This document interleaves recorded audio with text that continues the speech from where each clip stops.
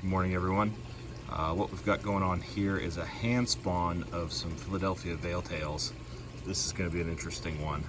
This is from Gary Hayter. This is a big female chop tail metallic veil. You can tell her tail's short. This is a red filly that's got a short tail. It's got a deep fork. It's not what we're looking for in a veiltail. These are red fillies from James Alderson, and they have beautifully long veiltails. Also, kind of a deep fork. We would like to fix that in future generations, but still, beautiful veils. All the reds are males. The blue one is a female, so we should get a lot of metallics out of this batch.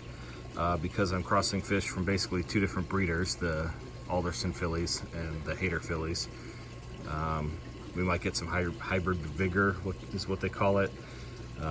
Who knows what we'll get, but it's going to be interesting. So here we go. Let's do some hand spawning. First, we take the male. You see this? And just give him a little gentle nudge, and we should get some milt out of there. I don't know if you can see that. There it is. That's milt. Swirl that around. Nice and easy. We're gonna get these other males too. Get this bowl full of milt.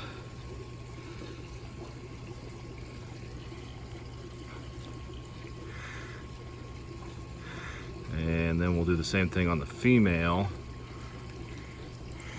You can see if we give her a little gentle push, those are the eggs coming out. Get those swirled around in there. It looks a little more rough than it is. They tell me that I have a tender touch. The fish do talk to me. Back to the males. If you're really good, you can do the male and the female at the same time. I'm not that good, but basically you hold one in each hand, keep their vents close to each other, do the squeeze and swirl. If you let them do it naturally in the pond with, say, a pom-pom for a spawning mop, it'll work as well. They could more likely to do damage to each other. I'm not worried about these guys. They're kind of slow and finny. But then when they're done, they go through and they eat all the eggs out of the pom-pom. So you have to be ready for it.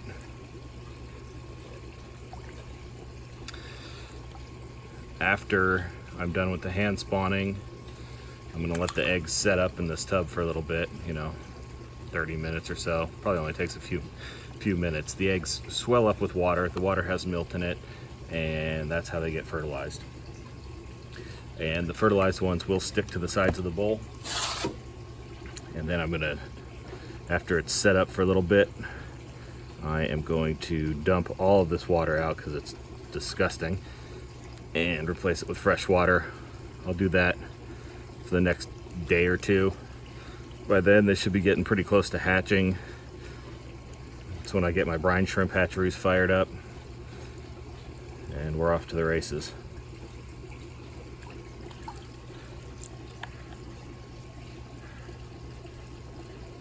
I just moved these fish to a new pond yesterday, so they had a big water change, fresh water.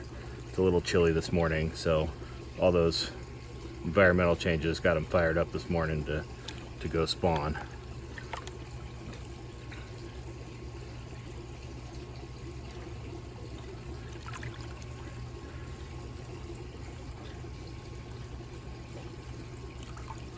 This female has a lot of eggs. These males are pretty small. I'm getting a decent amount of milk out of them, but not tons.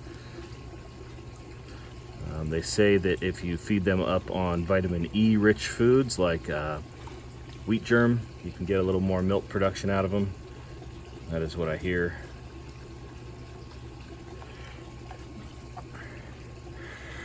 Most of my spawns I don't really plan. I just wait for them to tell me who wants to spawn and then assist.